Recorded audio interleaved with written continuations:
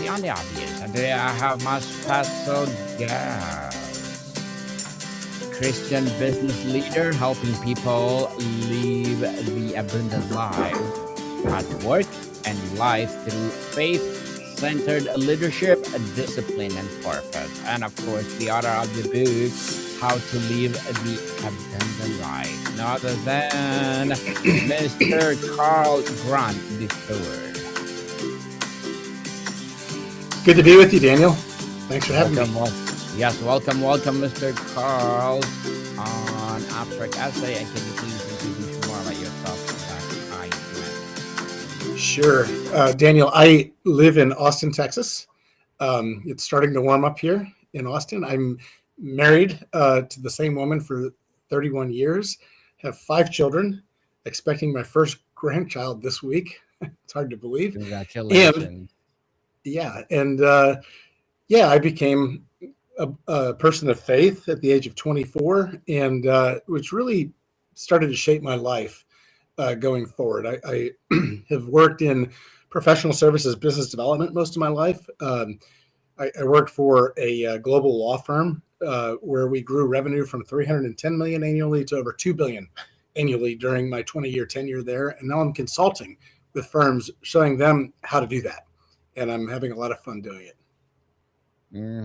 And thank you so much for sharing your knowledge and wisdom to the world, Mr. Carl.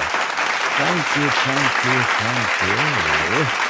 And today, let's talk about the writing process of your book, How to Live the Abundant Life.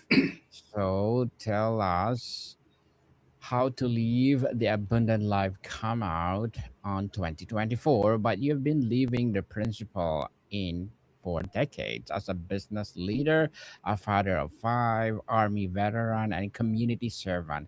What finally compelled you to put these ideas into book at this stage of your life?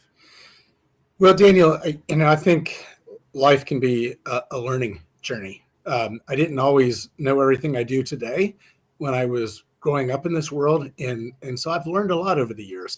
Obviously, I've changed my view on certain things. I've changed my view on faith and God. I've um, you know, shortly after coming to faith, I got married, had children, have had a long career, and I've learned a lot of things along the way.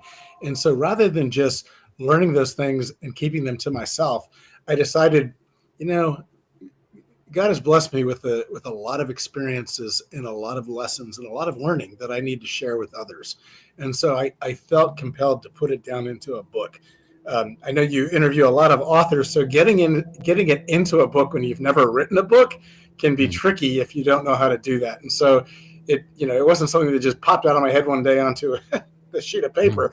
I had to go through the journey, and if you want to hear about that, I'm happy to share it. Mhm. You share a wonderful story about your book's evolution. You initially planned to write a business book about growing Cooley's revenue from $310 million over $2 billion. But your daughter's honest feedback made you kill the third of the book and rewrite it. What did she tell you, and how did you change the final manuscript? Good memory, Daniel. You're right. I wrote it and I thought I was done. After 2 years of working on it, and that's not counting all the years I thought about writing it and started to like put essays together and just didn't know where to go with it. Well, so yes, I was going to write a book about how to do what I've done professionally, but that's kind of a niche audience, um, and I right as I was about to get started with the book, I did a pivot and I switched from a how-to book on how to be successful in the kind of work that I've done as to how to be successful in living an abundant life. And so it became a self-help book. And I wrote it and I thought I had done a good job of putting it together. I mean, you can imagine after 2 years, you're just like, you're ready to be done with it. Like I wrote it, it's done. Like the people who were helping me publish it had signed off on it. I had signed off on it. I had edited it, and then my daughter, who now lives back here with me, she said, "Dad, I read a lot of these books." She goes, before you put this out there, let me read it. And I said, okay. So on faith, I paused and I let her read it. And I remember her coming to me and saying, Dad, you have to be willing to kill your baby. But that was hard news, right? Like, I've had 5 babies and I'm not going to kill any of them. And I didn't want to kill this book because it was another like mental baby, if you will, Daniel. And so I put everything, my heart and soul, into this book. And the word came back that, she said, do you want stay-at-home moms to read this? Do you want students to read this? Do you want, introverts to read this? She said, sort of give me a list of retired people. I'm like, yes, and yes. I want them to read it because they can benefit from this. And she goes, you're going to have to kill about a third of it. And it was really, after the first 2/3, it was the rest of the book. And that was a hard pill to swallow. I mean, it's like a little kid who has to take medicine that he doesn't want to take. It's like, I'm taking the tough medicine here and it doesn't feel good taking it. But I listened, and, she's 29 now. She was in her, mid 20s at the time that she did this. And, but I listened to her, and thank goodness I did, because we worked on it together.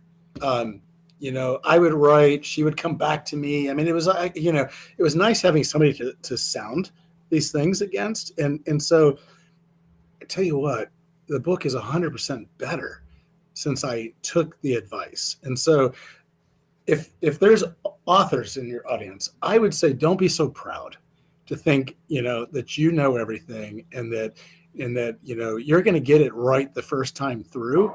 And don't be so proud to think that, just because I raised this child doesn't mean that she knows something I don't know. She did. Like, I raised her right. She looked at it and she said, you're going to lose people.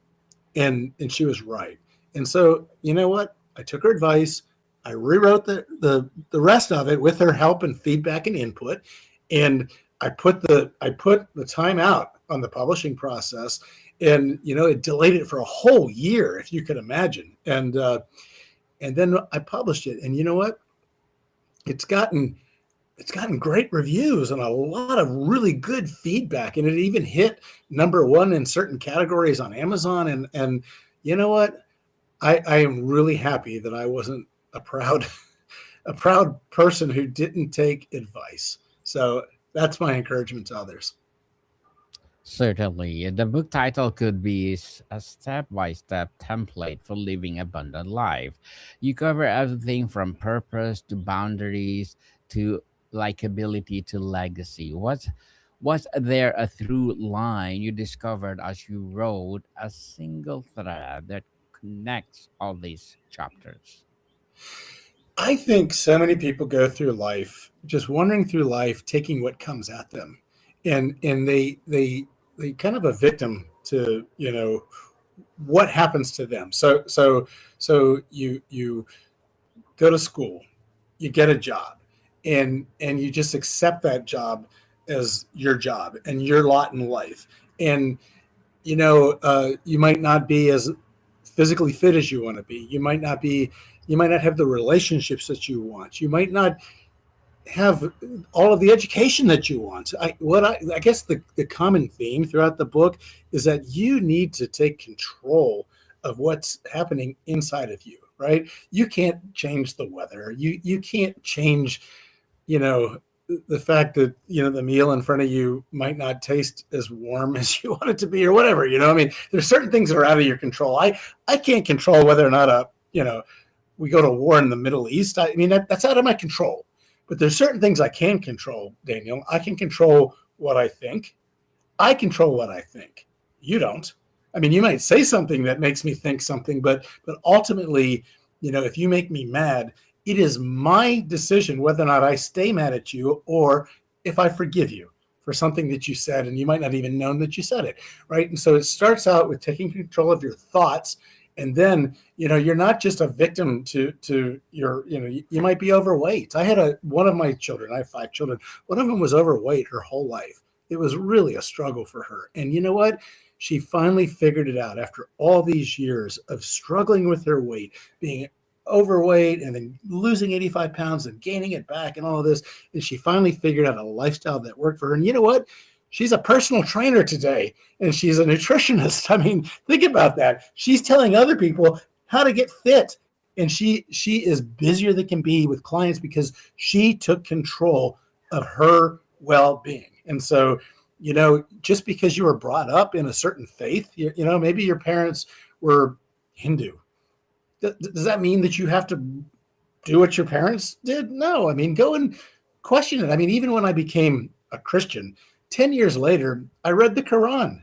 I wanted to know what it said. Like, you know, and the only way you're going to know what it says is if you pick it up and read it. And so I read it and it's opened my mind up to the whole other side of the world.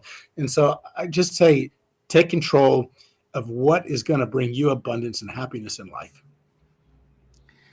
You achieve extraordinary business success. First business development hire at PwC, 20 years at Cooley, and multiple exits. Yeah, the book is decidedly not a business book. What did you understand about abundance that made you realize that had to about more than a career? Well, so the same principles that I was going to address that made me successful in my work life also made me successful at home and in the community. And so if you start to take those same principles, I really didn't put my focus on myself. When I was working with somebody that we were trying to do business with, I put my focus on the other person. And I tried to figure out how I could help them be more successful at what they were doing. I listened to them, and then I focused what I was saying on how I could benefit them or benefit their business. And that approach worked fabulously in the workplace. Well, if you do that at home, if you're married and you have a spouse and you think about their needs over your needs, then you're going to have a happier married life, right? If you think about your children, not as, your whatever servants or slaves, that you've raised these kids and they're going to do their chores, think about, they have needs, they have problems. And so I started to really try to help them with the things that they were dealing with. And what I have found through doing all of this is that when you take the focus off yourself and you put it on others, you're a happier person. I jokingly say, Daniel, I don't have time for my own problems. I hear about people talking about their problems. I've got this problem. I've got that problem. I'm worried about this. I'm, stressed about that. I'm like, boy, I probably have the same issues in my life, but I don't have time to think about them because I'm thinking about the 5 children that need me. They all have their own problems, and I've got to help them. My wife and now my aging parents. I have parents that are in their 80s, and my mother's in the hospital. And this week I have to go and take care of my dad while my mom's in the hospital. Well, I could be worried about whatever. My toe hurts, or I don't have time to worry about my toe. I've got a dad who, he's 86 years old, and he provided for all of my needs all of these years growing up. And the least I could do is go and help him. He can't drive anymore. I need to make sure he's got food. He said it's snowing where he lives. I mean, I probably got to go shovel his driveway for him.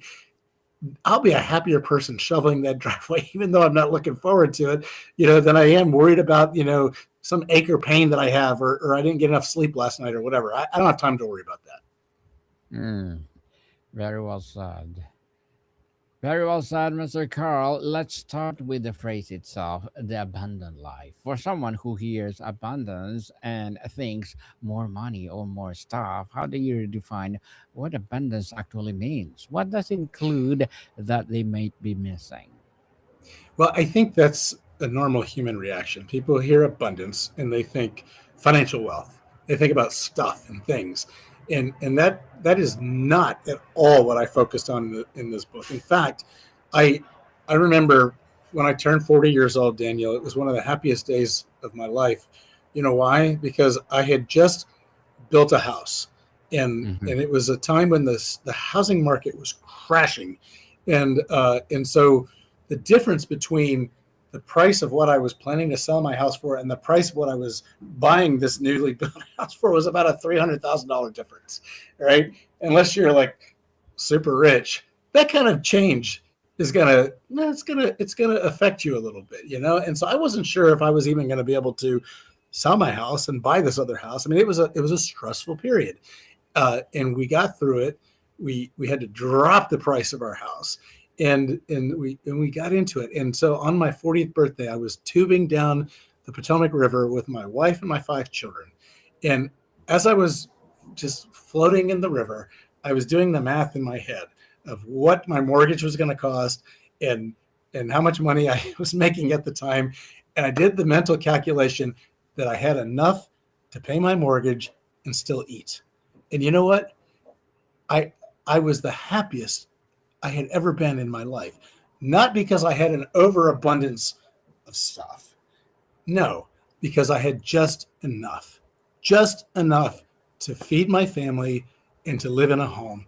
And I was happy. And so if you take that as a baseline, you got enough food, you've got a place to stay. And you know what? After that, it's the relationships in your life that matter more than anything, right? The fact that I had a wife who loved me, I had 5 children who loved me, they were all healthy, they were all together with me. That is abundance right there, right? And if you're not married and you don't have children, you can still have abundance. Have abundance in the people you work with, or the people you're friends with, or your parents if they're still alive, or whatever God has blessed you with. The abundance is in the relationships that you have with people, and you build those relationships by not thinking about yourself, about thinking about those people that you've been blessed to have those relationships with.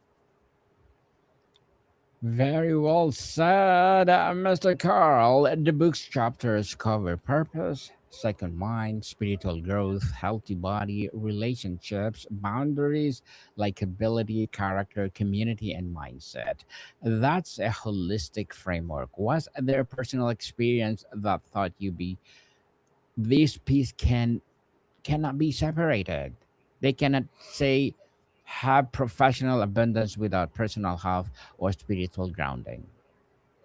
Well, I think they're all building blocks. Not everybody has all of these things put together, and I didn't always. Look, and I write about in my book. I'm pretty transparent in my book about my struggles in life. I'm not.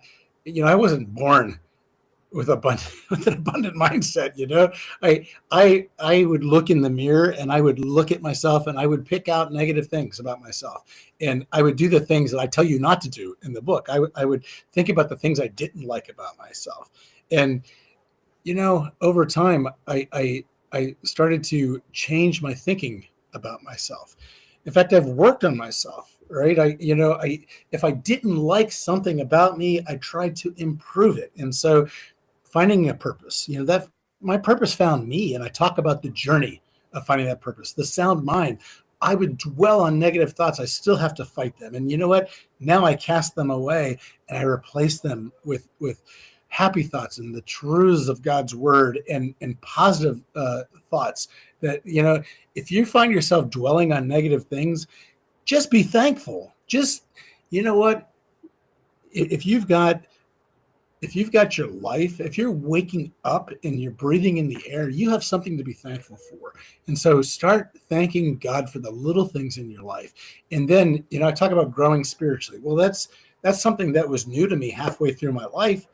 I didn't know anything about it. And so I can talk in the book about what it was like being left to my own ways, and then what it's like changing my mind about those things. And so I contrast the two. I'm not judging anybody. I'm in no position to judge anybody, but I'm just saying, here's a path that worked for me. And this is how I benefited. The healthy body. Look, I've been overweight. I've been out of shape. But I've managed over time to figure out how to, and I would do yo-yo, I'd be in shape, I'd be out of shape. And that's a pain to do, Now my variations are a lot smaller and I try to keep myself healthy as I get older. I want to live a long time. I watch what it's like to see my dad, and my mom in their mid 80s. And I'm thinking about, they're doing well for somebody at that age, because I've taken care of themselves, but I could take care of myself better. And so, that healthy body, I believe that the body is a temple. God gives us a temple, and that temple that we have, we got to take care of it. We only have one. And so I talk about how I don't go into excruciating detail because I'm a little obsessive over my health and fitness, but I do the basics you can do to have a baseline healthy existence, and then personal growth. I mean, I've been somebody who's been blessed to be able to go and do things that seemed impossible for me, Daniel. Like as I was a kid, I would watch airplanes go by. I lived by Dulles International Airport, and I used to take my kids to watch the airplanes take off and land. And I always wanted to fly an airplane. And it looks like an impossible thing to do. Well, it can be, unless you decide that I want to do that. And then you figure out what are the building blocks to doing that. It's kind of like writing a book. Like that seems like an impossible task. And once you figure it out and you break it down into discrete, doable tasks, like I can write a chapter. I can write a page, right? And you start to put the pieces. Well, I have my private pilot's license. I looked at all of the people that I interact with at work. I interact with some really smart people. A lot of them went to these really amazing universities. I went to good universities, state universities, Ohio University, Indiana University, but it's not Harvard. It's not Princeton, right? And I work with all these people that went to Harvard. And I thought to myself, I'd like to go to Harvard. It wasn't even something I even thought about as a kid. But now that I, have taken on this abundant mindset, I started looking at Harvard opportunities because I wanted to go there. And I found an executive education course on an area that I work on in my work life, venture capital and private equity. And so I applied for it and I got admitted. And lo and behold, at the time I was working for Cooley, my wife says, well, why don't you ask Cooley to pay for it? I hadn't even thought about it. So I did. And you know what? They paid for it. And so not only did I get to go, I didn't even have to pay for it myself. And so I'm just saying that seemed impossible, but it's not impossible. Anything you can set your mind to and visualize, you can do it. Just about anything. And you know what? Even if you don't make it to the final destination, it's not the destination that counts. It's the journey of getting there that is the exciting part, right? Trying to figure out, how do I find something that I can do? Do I need a person to recommend me for this? Who do I know that went to Harvard? Oh, the chairman of our company went to Harvard. I'm going to ask him. Who knows if he'll even, give me a letter of recommendation. I'm just saying, don't sell yourself short. Don't say, oh, I'm just like a poor person living here in the middle of nowhere and I can't do those things. You'd be surprised at what you're able to do if you set your mind to it. Certainly, Mr. Carl, you are a private pilot, fitness enthusiast, and jet ski rider who finds freedom in activities that feel a little bit unsafe. What role does adventure and thrill seeking play in a living abundantly? Is abundance also about how we play? Well, jet skiing, you'd think I'd grow up, and Mm, I'm about to be a grandparent and I still like to jet ski. Honestly, I some of the things I like to do are a little dangerous. Yes. I've jumped out of airplanes. I've flown airplanes, not the safest thing in the world, but the water is more forgiving than the ground. So, at least on a jet ski, if I mean, there's still accidents on jet skis, but I can have the fun I have, flying an airplane, but I don't ever have to leave the ground, at least not the way I jet ski. My youngest son leaves the ground, not me, and I have a soft landing, about as soft as it can get in the water. And so, yeah, I enjoy it. And you know what, just because you're getting older doesn't mean that you have to be old.